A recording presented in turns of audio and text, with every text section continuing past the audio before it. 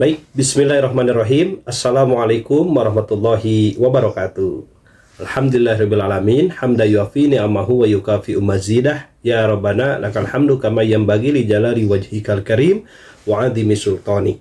Asyhadu an la ilaha illallah wahdahu la syarikalah wa asyhadu anna sayyidana wa nabiyyana Muhammadan abduhu wa rasuluh. Allahumma sholli wa sallim wa barik ala abdika wa rasulika Muhammad wa ala alihi washabi ajma'in. Amma ba'du. Pertama-tama marilah kita sama-sama panjatan puji dan syukur pada Allah Subhanahu wa taala. Alhamdulillah kita pada hari ini bisa kembali lagi bertemu pada mata kuliah di semester 4 yaitu kompilasi hukum Islam dengan dosen pengampu saya sendiri yaitu Bung Hijaj Sultanuddin SHMH. Salawat serta salam semoga terlimpah curahkan pada baginda kita uswatun hasanah Nabi Allah Rasulullah SAW, pada keluarganya, pada sahabatnya, pada tabi'in, atba'ut tabi'in, dan sampailah kepada kita sekalian selaku umatnya. Hadirin, kawan-kawan yang luar biasa, atensinya mudah-mudahan Bapak doakan pertemuan hari ini juga untuk kedepannya kita diberikan kesehatan oleh Allah Subhanahu wa taala, umur yang panjang sehingga bisa mengikuti dan menyelesaikan mata kuliah ini dengan baik dan tentunya menghasilkan hasil daripada tujuan dari mata kuliah kompilasi hukum Islam ini. Nah, sebelum kita masuk nanti ke dalam materi-materi yang akan dibahas di pertemuan selanjutnya, di sini ada CPL Prodi ya yang dibebankan pada mata kuliah. Di sini meliputi CPL Sikap ya, CPL kedua CPL Pengetahuan, CPL ketiga Keterampilan Umum, dan CPL keempat adalah Keterampilan Khusus.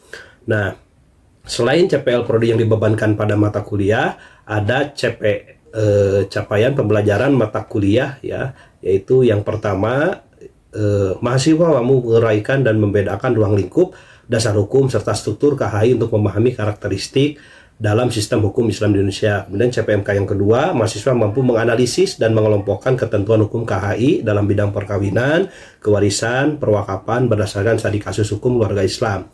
Yang ketiga, mahasiswa mampu membandingkan dan menelaah kesesuaian ya antara norma dalam KHI dan regulasi hukum nasional yang berlaku secara sistematis. Dan yang keempat, mahasiswa mampu menelaah dan menentukan solusi atas kasus-kasus kontemporer hukum keluarga Islam berdasarkan prinsip dan pasal-pasal dalam KHI. Dan yang terakhir, kelima, ini mahasiswa mampu mengorganisasi dan mengaitkan isu-isu hukum keluarga Islam dalam kerangka argumentasi hukum secara tertulis dan lisan dalam format akademik. Nah, baik, sekarang kita lihat dulu sebaran materi yang kita akan bahas, yaitu sebanyak 16 kali tatap muka ya, berikut UTS dan UAS. Jadi kita akan membahas selama kurang lebih pertemuan di dalam kelas 14 kali materi, yaitu yang pertama tentunya pengantar dan kontrak perkuliahan, kedua sejarah hukum kompilasi hukum Islam, ketiga dasar hukum dan keabsahan kompilasi hukum Islam. Nah, materi keempat sampai dan ketujuh kita akan membahas tentang buku ke-1 hukum perkawinan ya. Kemudian materi ke-8 atau pertemuan ke-8 itu UTS. Nah, dilanjut pertemuan ke-9 sampai dengan ke-11 kita masih membahas tentang buku ke-1 hukum perkawinan. Dan masuk ke dalam pertemuan ke-12 dan 13 itu kita akan membahas buku kedua yaitu hukum kewarisan, dan pertemuan ke-15 ya, ke-14 juga sama yaitu tentang hukum kewarisan, dan yang terakhir materi ke-15 yaitu tentang hukum perwakapan. Nah, di sini juga penting sekali menyelipkan tentang amanat daripada Kementerian Agama. Ya, materi ke-15 ini perlu diperhatikan ya kawan-kawan, di mana materi 15 ini mahasiswa dapat menelaah ya tentang hukum perwakapan serta mengaitkan wakaf sebagai wujud moderasi beragama. Ya, di sini materi ke-15 ada penting sekali untuk dipahami secara bersama, dan materi ke-16 atau pertemuan ke-16 yaitu UAS. Jadi jumlah keseluruhan 16 kali tatap muka. Nah, aspek penilaian yang Bapak kedepankan yaitu tentunya ada tugas ya, tugas mandiri, kelompok ya, juga presentasi. Ini bobot penilaian adalah 50%.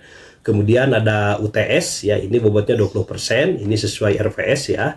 Dan bobot UAS itu sebanyak 30%. Dan perlu dipahami juga ini dalam tugas mandiri kelompok, ini ada tugas berupa proyek nanti, kemudian kelompok seperti biasa kita berkelompok 14 tema yang disiapkan. Maka di sini hukum ekonomi syariah semester ini jumlahnya adalah 26 ya. tolong diatur nanti Kosma ya dibagi 7 kelompok ya. Jadi masing-masing bisa jumlahnya 3 sampai 4 orang ya. Jadi ada yang 3 orang, ada yang 4 orang. Nah, kemudian lakukan presentasi, diharapkan di sana juga ada keaktifan daripada mahasiswa atau audien yang memperhatikan teman-temannya yang sedang menjelaskan berbagai materi. Nah, kita masuk dulu dalam penjelasan umum, yaitu buku KHI ya, di mana bagi bangsa dan negara Indonesia yang berdasarkan Pancasila Undang-Undang 1945 ya, adalah mutlak adanya suatu hukum nasional yang menjamin ya kelangsungan hidup beragama berdasarkan ketuhanan yang Maha Esa, yang sekaligus ini juga merupakan perwujudan kesadaran hukum masyarakat dan bangsa Indonesia. Nah, berdasarkan Undang-Undang Nomor 14 Tahun 70 ini tentang ketentuan-ketentuan pokok kekuasaan kehakiman, junto Undang-Undang Nomor 14 Tahun 1985 tentang Mahkamah Agung, bahwa peradilan agama ya mempunyai kedudukan yang sederajat dengan lingkungan peradilan lainnya sebagai peradilan agama. Nah, maka hukum materi yang selama ini berlaku di lingkungan peradilan agama adalah hukum Islam yang pada garis besarnya meliputi bidang-bidang hukum perkawinan, hukum pewarisan, dan hukum perwakapan yang tadi kita sudah bahas ya secara sepintas di sebaran materi yang kita akan bahas pada mata kuliah ini. Jadi terbagi 3 ya, hukum perkawinan, kemudian hukum kewarisan, serta hukum perwakapan. Nah, hukum material tersebut perlu dihimpun dan diletakkan dalam suatu dokumen justisia ya atau buku KHI sehingga dapat dijadikan pedoman ya, pedoman bagi hakim di lingkungan badan peradilan agama sebagai hukum terapan dan dalam menyelesaikan perkara-perkara yang diajukan kepadanya. Jadi KHI ini sebagai pedoman ya, pedoman bagi hakim dalam menyelesaikan kasus di peradilan agama. Nah, pengadilan agama ini merupakan pengadilan tingkat pertama ya yang bertugas dan berwenang memeriksa, memutus dan menyelesaikan perkara-perkara di tingkat pertama antara orang-orang yang beragama Islam di bidang perkawinan, waris, wasiat, hibah, wakaf, zakat, infak, sedekah, dan ekonomi syariah atau sengketa ekonomi syariah. Nah, ini sebagaimana diatur juga ya dalam pasal 49 Undang-Undang Nomor 3 Tahun 2006 tentang perubahan atas Undang-Undang Nomor 7 Tahun 1989 tentang peradilan agama. Nah, fungsi PA atau fungsi pengadilan agama. Di sini pengadilan agama mempunyai fungsi ya, yaitu pertama, fungsi mengadili atau judicial power, yakni menerima, memeriksa, mengadili dan menyelesaikan perkara-perkara yang menjadi kewenangan pengadilan agama dalam tingkat pertama. Itu yang pertama. Yang kedua, fungsi pembinaan, yakni memberikan pengarahan, bimbingan, dan petunjuk kepada pejabat struktural dan fungsional di bawah jajarannya, baik menyangkut teknis yudisial, administrasi peradilan, maupun administrasi umum dan perlengkapan, keuangan, kepegawaian, dan pembangunan. Nah, ini tugas yang kedua. Jadi ada tugas mengadili, ada juga tugas pembinaan atau fungsi mengadili, ada juga fungsi pembinaan. Nah, fungsi pengawasan juga ada, yakni pengadaan pengawasan melekat atas pelaksanaan tugas dan tingkah laku hakim, ya, panitera, sekretaris, panitera pengganti atau jurusita dan jurusita pengganti di bawah jajarannya agar peradilan diselenggarakan dengan seksama dan sewajarnya. Ya. Nah, dan terdapat pelaksanaan administrasi umum, kesekretariatan serta pembangunan. Nah, ini ya. Nah, fungsi nasihat, yakni memberikan pertimbangan dan nasihat tentang hukum Islam kepada instansi pemerintah di daerah hukumnya apabila diminta.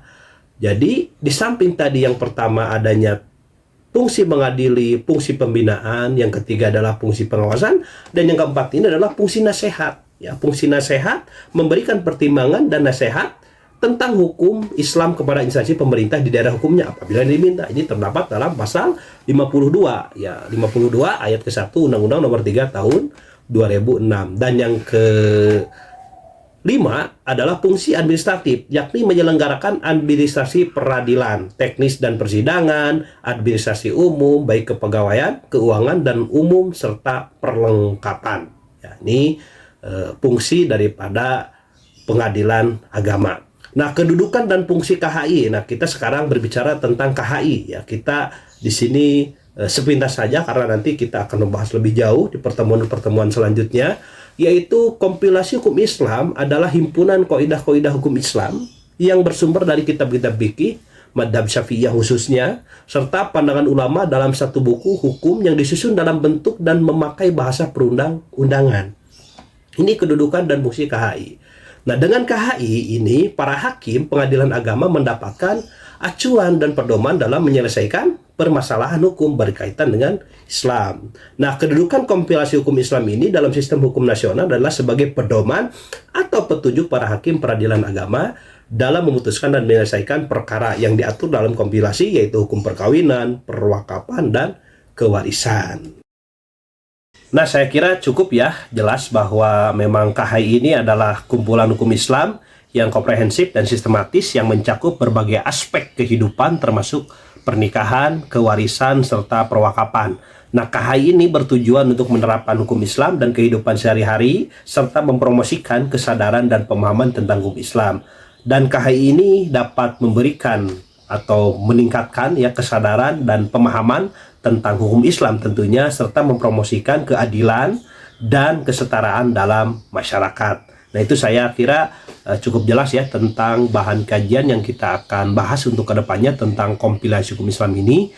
Jangan lupa Bapak titip kepada teman-teman ya, materi yang sudah diberikan nanti dibagi kelompok ya, tadi 7 kelompok. Nah, materi ini setiap kelompok berarti sebelum UTS 1 materi, setelah UTS juga 1 materi. Jadi setiap kelompok kebagian untuk 2 kali tampil ke depan. Nah, gunakan media pembelajaran yang ada. Di sini kita di kelas sudah ada fasilitas yang luar biasa, ada LED monitor yang siap guna serta komputer yang kita setiap hari bisa pakai ya. Jadi kawan-kawan hanya menyiapkan materi yang siap dipaparkan atau ditampilkan di hadapan teman-teman atau audien ya. Jadi kita materinya siapkan dari rumah masing-masing ya, dengan kelompok masing-masing, gunakan fasilitas yang ada. Bisa materi itu disampaikan berupa video juga bisa, itu lebih bagus dan lebih kreatif, atau menggunakan media-media yang lain seperti PowerPoint ya, itu boleh dilakukan ya. Jadi yang jelas bahwa materi yang akan disampaikan itu sudah siap dan